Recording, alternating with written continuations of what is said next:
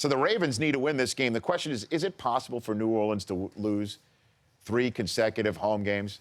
Larry Holder, Saints insider, joins the Rich Eisen show once again. Larry, last time we spoke, we were on the turf in Carolina talking about how can the Saints win their first game on the road in the regular season in 7 shots. They got that, and they haven't won at home since. What is going on with the Saints?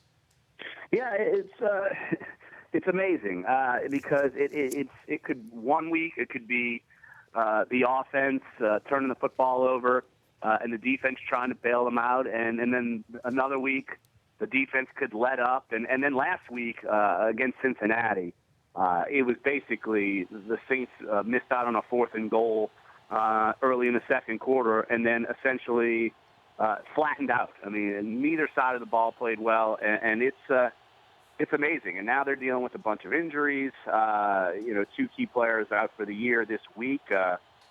First-round pick Brandon Cooks, who's been their most consistent wide receiver. Of course, Jimmy Graham being the other one who's a tight end. And then you lose Raphael Bush, who's taking the place in the starting lineup for Jarris Byrd, who's also out for the year. So it's a different story each week. And you look at who's on the roster and some of the teams are playing that, and now you figure, all right, they've got this 3-game homestand where, all right, you get to 4-4, and then you're able to rattle off some wins, and that hasn't happened. And I think the Saints are really looking for answers right now too, because I think they're almost as shell-shocked as anyone else. Yeah, Larry Holder of NOLA.com and the Times-Picayune joining me right here prior to a huge Monday night game for the New Orleans Saints, who have a visit to Pittsburgh, home for Carolina, at Chicago, home for Atlanta, at Tampa Bay. Larry, could you believe Week 16, home for Atlanta, could be, for all the marbles,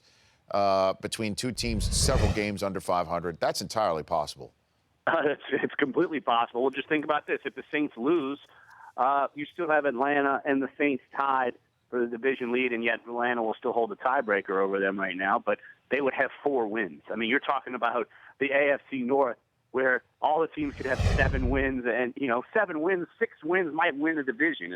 It's insane. You feel like you always have one of these divisions every year, but it doesn't seem like it's ever this bad. And I think many people figured the Saints would be a favorite in the division, and yet they just continue to not play that way. And since Saints went 4-4, I mean, they've allowed Atlanta back in. I mean, they were ready to fire Mike Smith on the plane ride home from London, and now they're technically, well, not as of the second since they lost yesterday, but going into this weekend, they were the division leader. It's head scratching, I could tell you that.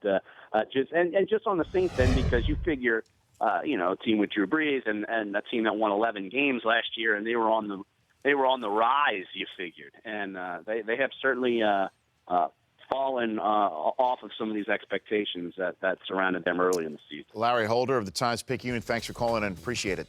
The Rich Eisen Show, weekdays at noon Eastern. On Audience.